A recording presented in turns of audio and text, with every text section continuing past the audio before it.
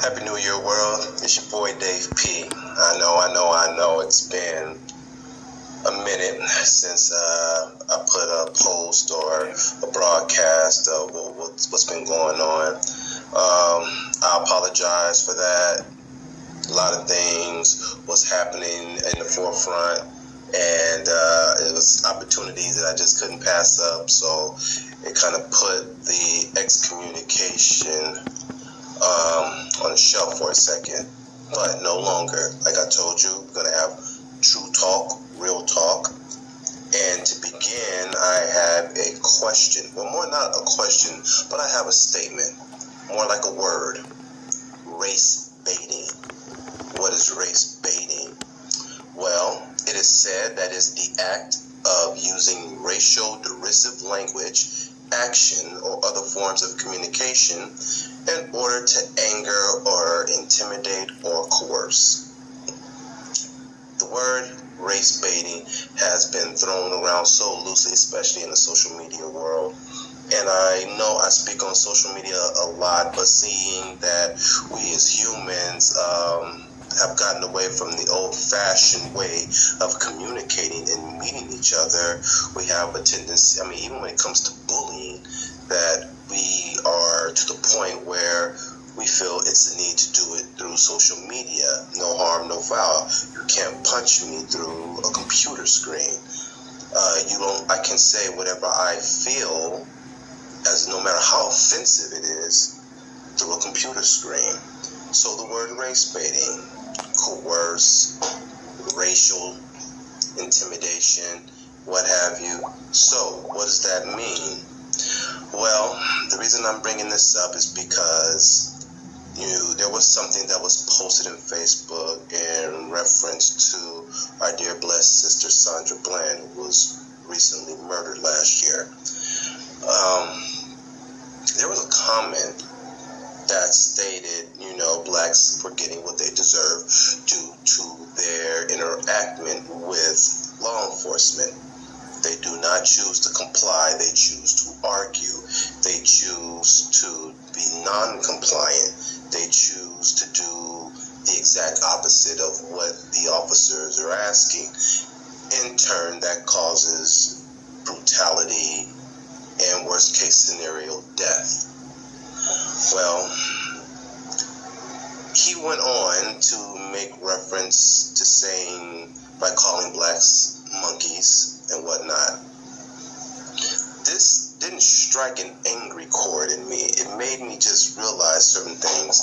I've watched social media videos, especially when you're dealing with police brutality against African Americans, police brutality against Hispanic Americans, and even brutality that has been given to our white brothers and sisters. Because for those of you out there in the world that don't believe that whites face brutality, it may not be to the level of African Americans and Hispanics, but yes, I have seen it, not only through videos, but I've seen it through my own eyes, where I've seen whites even get hit with batons and, to all degrees of brutality. But here is what struck a chord in me. The fact that he said all these racial slurs, things of monkeys, non-compliance in reference to blacks. And I started to read the comments of those who commented on what he said. Obviously, they were upset, they were angry because it struck a chord. But I'm looking at it like this: America, world, do not feed into this social media hypocrisy. It's what it is. It's social media hypocrisy. They have certain people. I don't know if it's a conspiracy or not. I'm not going to go into the whole idea of, conspiracy theories. That's like going into the Illuminati and things of that nature. No, this is not what I'm speaking of. I'm speaking of the idea that you have one or two commentators that say things like, well, blacks get what they deserve. Why don't they stop acting like so-and-so? Or you have someone black say, well, that's why white people don't understand, and that's why white people will always receive the treatment that they receive, because you're going to have someone make an ignorant comment, and you got to understand something. What this is doing is to motivate you from your anger to comment. And the whole idea of you being motivated by such comment that awakens your anger, because you want the person who made such comment to feel the exact hurt or some form of hurt that you felt when you read the comment. This is a goal that is not going to get accomplished, people. You cannot make someone feel what you feel because you interpret it in your own manner. Just as one interpreted and said what he said about Sandra Bland, saying that good riddance, she got what she deserved, she didn't comply. Where others is like, how dare you? And then this basically makes us go down to that person's level and want to downgrade him and call him every name in the book, because we want that person to feel the hurt. We're angry, we're hurt, and the fact that you could say such a thing, we want you to feel the hurt that we're feeling. People, this is not going to solve anything. You're not going to make anyone feel anything. You can't change that person's outlook. I'm talking black or white. For the blacks that are trying to change the outlook of that white person, for the white person that's trying to change the outlook of that black person, it's a goal that's not going to get accomplished. They are not ready. They have not evolved to the level that you have, be it you're black, white, Hispanic, Asian, what have you. They have not. And the proof is in the pudding based on what they commented on. And that comment is coming from an hateful place. Now, I've heard many say the way to kill hate is with love. Yeah, I like that. That's a good notion. But a lot of times you can't kill hate with love. Sometimes you can kill hate with silence. That is a route that our dear brother Martin Luther King he took. Instead of going the same route as our dear brother Malcolm, who basically were by any means necessary, Dr. Martin Luther King, he stated saying that we're going to choose a non-violent route. And sometimes that works. Sometimes not non-violence, but sometimes being silent doesn't work, because I believe the issue of racism has been silenced for so long. So it is time to speak about it. But speaking about it through social media, where it turns into a bullying situation, and you're going to have these so-called people that try to ignite this blazing fire, and then we, not using the intellect of what their true motives are, we feed into it, because now it's to the point where we're bullying you. If you saw me on the streets, you wouldn't say that to my face. You could say this about white people, but at the end of the day, we're the ones that give you black people jobs. These type of comments, you can hear it, you go back and forth, and I find it so funny that we as Americans just easily feed into that negative behavior because of the outrage on racial intolerance.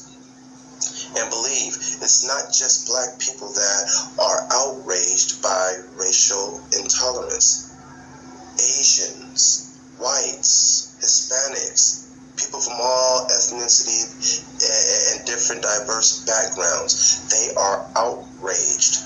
But to my brothers and my sisters, my black brothers and sisters, we cannot expect all people to feel what we feel.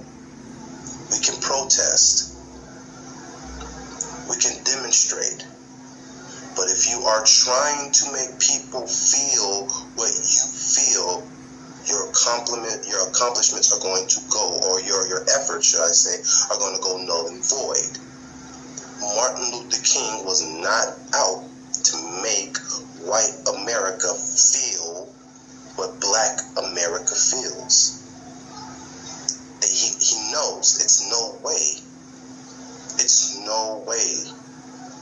But what he was trying to do is show that Black America is no different than any other human being on this planet.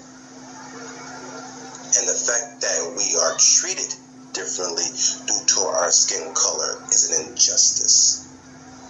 Even when we behave and comply, we were faced with hatred. That's what Martin Luther King was showing white America. We today cannot show anyone, white America, Asian America, Hispanic America, or whoever, the black struggle by invoking hate. We're going to lose. It's a lost cause. So you're saying, what are you saying, Brother Dave? What are you saying? That we just need to lay down, comply, and let these... Not at all. Not at all. The Lord himself even said that we do not make ourselves to be doormats. But at the same time, we do not make ourselves to be targets. Do not allow someone to fuel hatred in your system. All of us have that intelligence within ourselves to know that we do not have to feed into the hate. But we can sure shut it down with intelligence. That's the difference. That's what Brother Malcolm and Brother Martin had in common. Intelligence.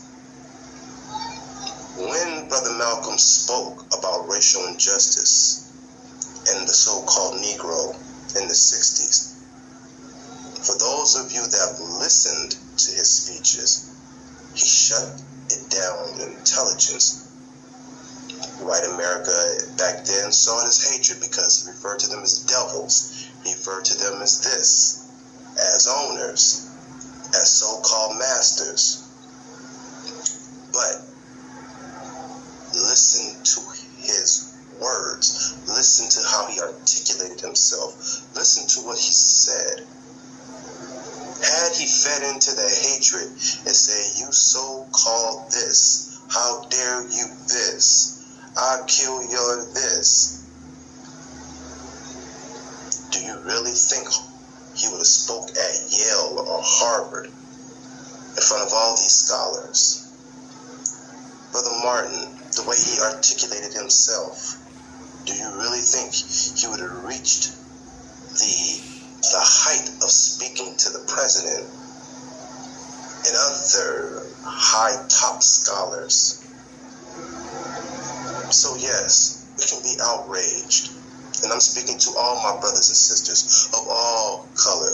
All of us can be outraged by such injustice. But to fuel fire that has been set, you cannot put out a fire with gas. When people make these comments on social media to say black people are this, white people are this, and then you comment, you are pouring gas, not water. Water gives life. Gas gives energy. And the energy it gives, it all depends on what you put out. My people, I ask, please do not be a product of your environment. Try showing your environment a new product. God bless. Talk to you soon.